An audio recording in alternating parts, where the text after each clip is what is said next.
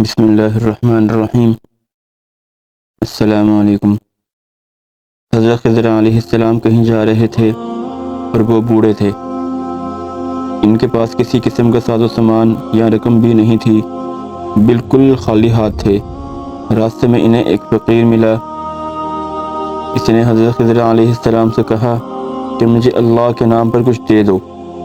حضرت خضر علیہ السلام نے جواب دیا کہ میرے پاس کچھ بھی نہیں ہے۔ اس فقیر نے دوبارہ کہا کہ مجھے اللہ کے نام پر کچھ دے دو۔ حضرت خضر علیہ السلام نے جواب دیا کہ بھائی، میں اسی خدا کا نام لے کر تم سے کہتا ہوں کہ میرے پاس کچھ بھی نہیں ہے، میرے سامنے اتنا عظیم نام نہ لو۔ اس فقیر نے تیسری مرتبہ کہا کہ مجھے اللہ کے نام پر کچھ تو دے دو۔ حضرت خضر علیہ السلام نے جواب دیا، تو نے اتنی بڑی ہستی کا نام لے لیا ہے، اس کائنات کے مالک کا نام لے لیا ہے، مگر میرے پاس کچھ بھی نہیں ہے۔ تو ایسا کر کہ میرے گلے میں توق ڈال اور مجھے منڈی لے جا کر فروخت کر دے، اور میری قیمت جو ملے گی وہ اللہ کے نام پر تم لے لینا، کیونکہ اللہ کا نام سننے کے بعد میں تجھے خالی ہاتھ نہیں لوٹا سکتا۔ اس فقیر کو کیا پتا تھا کہ یہ اللہ کے برگزیدہ نبی ہیں، اللہ کے پیغمبر ہیں، یہ حضرت خضر علیہ السلام ہیں۔ بہرحال اس نے کچھ پوچھے بغیر ان کے گلے میں توق ڈال دیا اور منڈی لے گیا، اور وہاں جا کر اعلان کرنے لگا کہ اس بوڑھے غلام کو کون خریدے گا، کون اسے اپنا غلام بنائے گا۔ منڈی کے خریداروں میں ایک بوڑھا آدمی بھی تھا۔ اس نے اپنے دل میں سوچا کہ یہ شخص تو بوڑھا ہے، کام کرنے کے قابل بھی نہیں، انہیں خرید لیا تو ان سے خوب کام کروائے گا، بہت مشقت کروائے گا اور ظلم کرے گا، لہذا انہیں میں خرید لیتا ہوں۔ چنانچہ وہ آگے بڑھا اور اس نے بوڑھے غلام حضرت خضر علیہ السلام کو خرید لیا اور اپنے گھر لے آیا۔ حضرت خضر علیہ السلام نے اپنے آقا سے پوچھا کہ جناب مجھے بتائیے مجھے کیا کام کرنا ہے۔ اس نے کہا کہ آرام کرو، کوئی کام نہیں ہے۔ بہت اصرار پر اس نے کہا کہ اس کونے میں جو پتھر پڑے ہوئے ہیں، ان پتھروں کو حویلی کے دوسرے کونے میں رکھ دیں۔